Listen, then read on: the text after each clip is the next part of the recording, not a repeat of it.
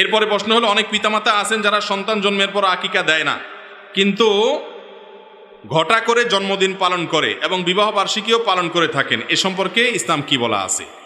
এটা হলো গাছের গোড়া কেটে আগায় পানি দেওয়ার মতো। গাছের গোড়া কেটে কোথায় পানি দিচ্ছে? আগায় পানি ডালতেছে। আকিকা করা হলো সুন্নাত, আকিকা করা হলো নবী করিম সাল্লাল্লাহু আলাইহি সাল্লামের নির্দেশ।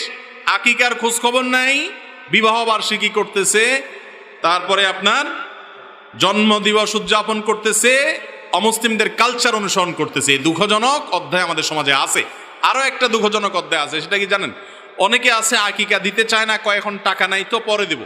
ভালো কথা, টাকা নাই, কিন্তু ওই লোকে মিষ্টি কিনে কেজি কেজি, আছে না নাই? ছেলে হয়েছে মেয়ে হয়েছে মিষ্টি কিনে। আরে ভাই, 10 কেজি মিষ্টি কিনতে যে টাকা যাচ্ছে, এর সাথে আর কিছু দিলেই তো আকিকার ছাগলের টাকা হয়ে যায়, ঠিক না বে ঠিক? যারা মিষ্টি খাইতে চায় তারাও বোকা, যে খাওয়ায় সেও বোকা। যে খাওয়ায় সে বোকা কেন?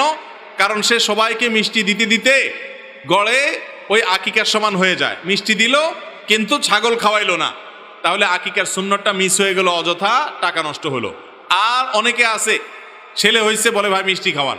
আরে ভাই, আটার দলা খাবেন কেন? শরীয়ত তো, ইসলাম তো আপনাকে গোশতের টুকরা খাইতে বলছে। আকিকা সেটা না খায় আটার দলা খায়, আছে না নাই? তো এই জন্য সন্তানের জন্মের পর আপনি মিষ্টি কিনেন, কিন্তু আকিকা আপনাকে দেওয়ার চেষ্টা করা উচিত। আকিকা দিলে সন্তানের অনেক দিক থেকে কল্যাণ হয়, উপকারিতা হয় এবং বাবা মার বাধ্যগত থাকে।